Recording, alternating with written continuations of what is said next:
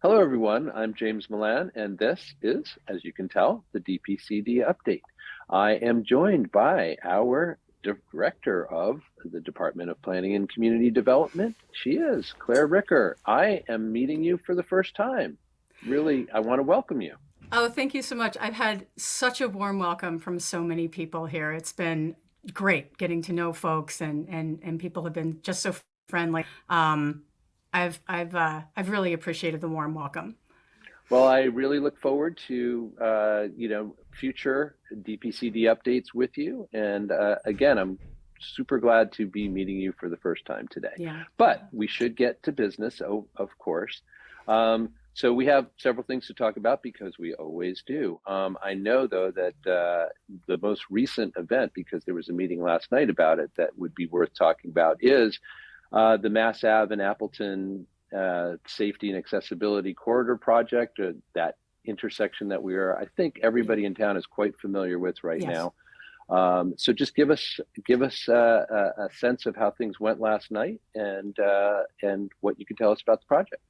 Sure. So I'm just going to dive right in. We had a great public meeting last night to go over the conceptual redesign of the intersection at Mass Ave and Appleton, as well as other contributing intersections that are contributing to the traffic of the area.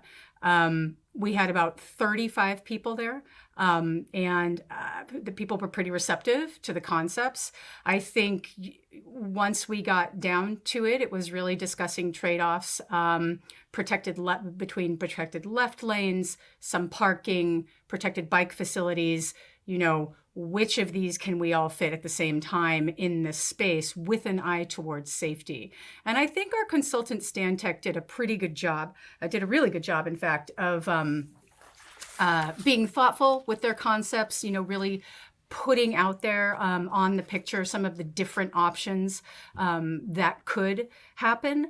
And in general, people were quite receptive and agree that it would be improvement. So the study was, pulling back from that intersection from Mass Ave Appleton, where, there was the very unfortunate fatality.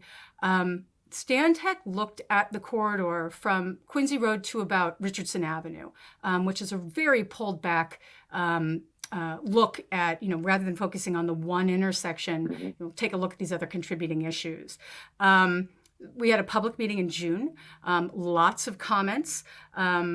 We worked to put those as our project goals, what the goals we would meet through this design process. And the goals were essentially to prioritize safety for all modes, to make that section of Mass Ave more of a destination, a place, to create better transportation options. So using these goals, Stantec was able to pull together these designs and concepts. Like I said, meeting was very well attended.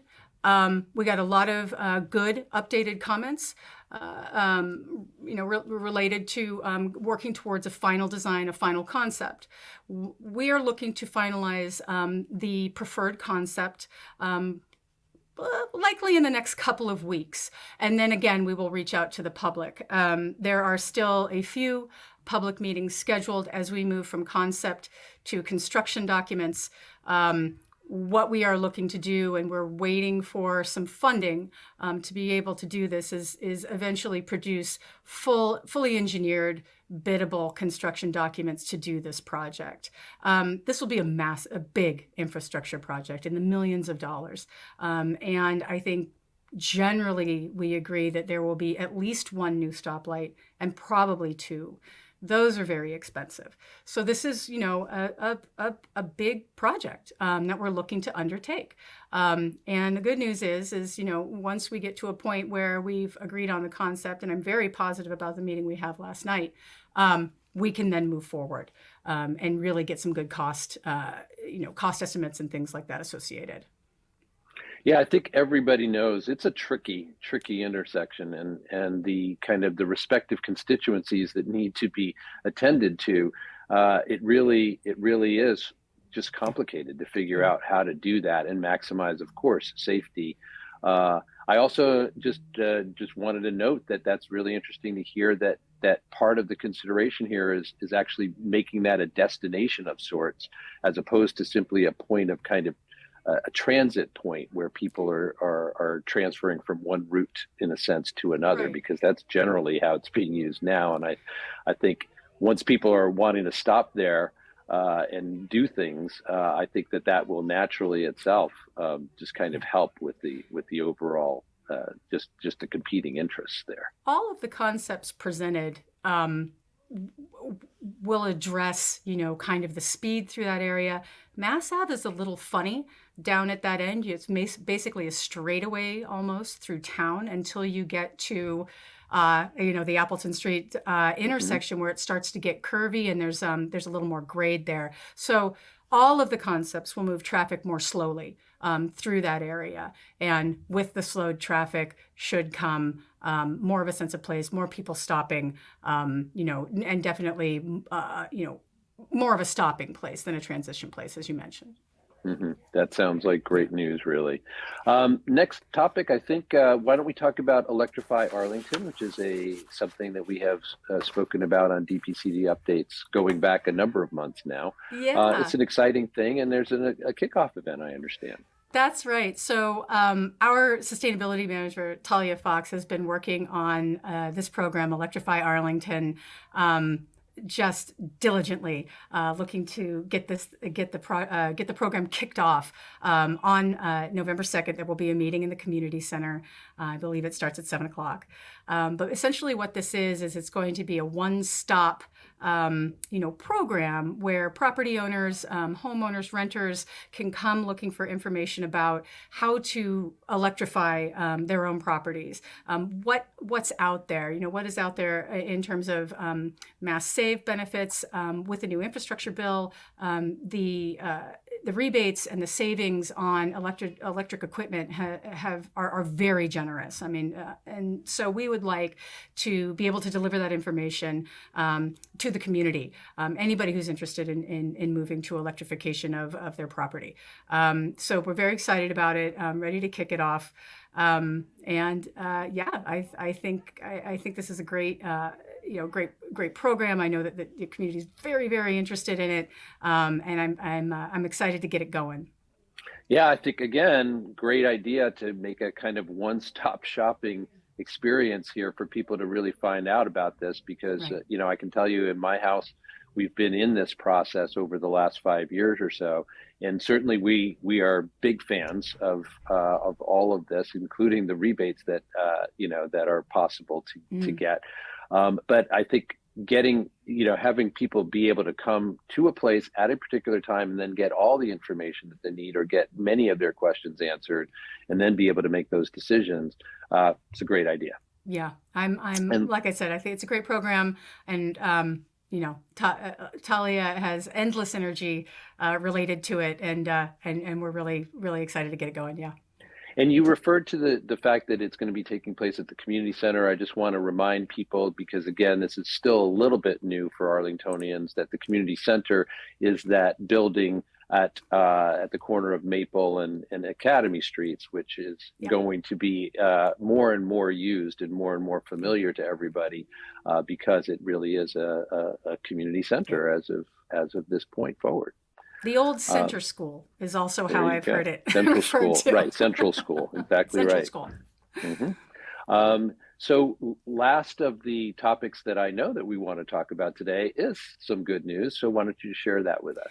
Yeah, it's great news. Arlington has been very successful at receiving Green Communities grants over the years, and Green Communities grants are awarded mostly to municipalities to work on public buildings and public facilities,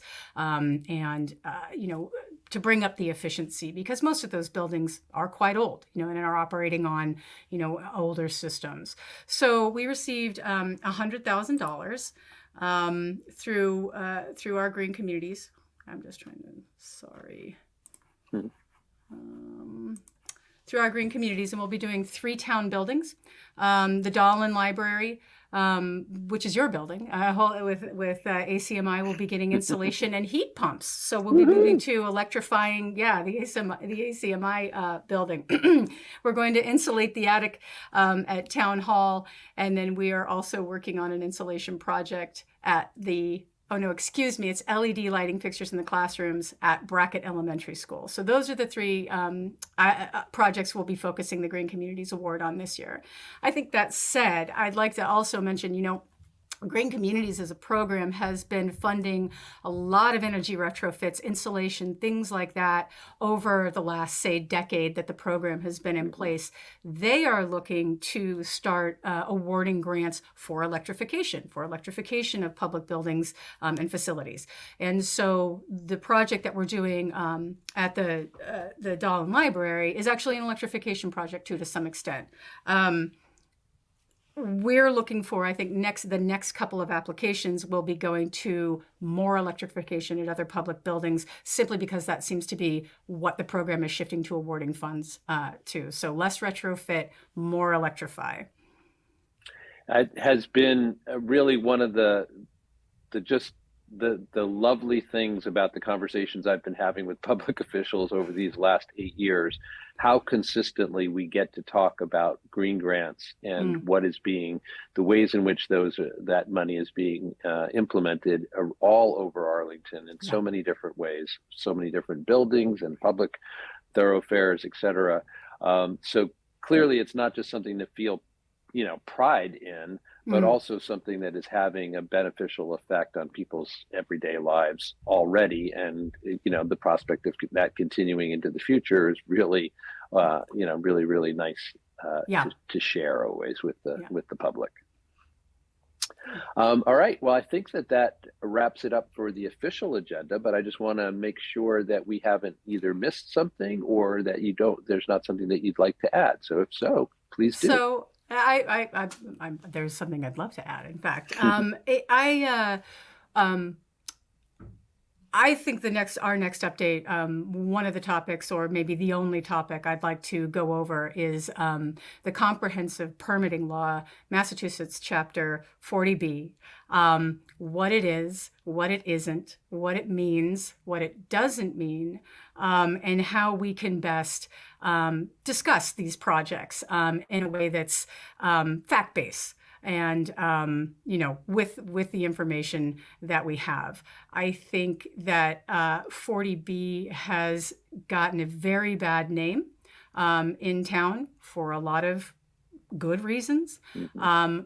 I think that this is something we need to revisit every now and then to make sure that everybody has the information, the correct information about what the process is as we move into evaluating more of these projects. So stay tuned.